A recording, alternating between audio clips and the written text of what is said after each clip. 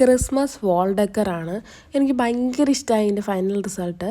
അപ്പോൾ അത് ചെയ്യാൻ വേണ്ടിയിട്ട് ഞാൻ ഇതുപോലെ നമുക്ക് ഇഷ്ടമുള്ള ഷേപ്പിൽ കട്ട് ചെയ്തെടുക്കാൻ വേണ്ടിയിട്ട് ഇങ്ങനെ പേപ്പറിൽ വരച്ചെടുത്തിട്ടാണ് കട്ട് ചെയ്യുന്നത്. നമ്മൾ സ്ട്രെയിറ്റ് ആയിട്ട് നോർമൽ ബെയർ ഹാൻഡിൽ വരച്ചാൽ ചിലപ്പോൾ കറക്റ്റ് ആവില്ല എന്നുള്ളത് കൊണ്ടാണ് ഞാൻ അങ്ങനെ എടുത്തിട്ട് കട്ട് ചെയ്തത്. അപ്പോൾ അങ്ങനെ എടുത്ത് എല്ലാം കട്ട് ചെയ്തിട്ടുണ്ട്. ഇനി ഇതിന് വേണ്ടിയിട്ട് കുറച്ച് പേപ്പർ ഇതുപോലെയുള്ള സ്ട്രിപ്പായിട്ട് കട്ട് ചെയ്തെടുക്കണം. അതിന് വേണ്ടിയിട്ട് ഞാൻ ഒരു A4 ഷീറ്റ് പേപ്പർ എടുത്തിട്ട് അതിനെ 1/2 സെൻറ്റിമീറ്റർ വെച്ചിട്ട് കട്ട് ചെയ്തെടുക്കുകയാണ് ചെയ്തത്. ഇനി നമ്മൾ കട്ട് ചെയ്തതെല്ലാം ഇതിലിങ്ങനെ ഒട്ടിച്ചു കൊടുക്കാം. ഇങ്ങനെ കറക്റ്റായിട്ടെല്ലാം ഒരു സ്ട്രിപ്പിൽ തന്നെ ഒരു 5 പീസ് വരുന്ന രീതിയിലാണ് ഒട്ടിച്ചിട്ടുള്ളത്.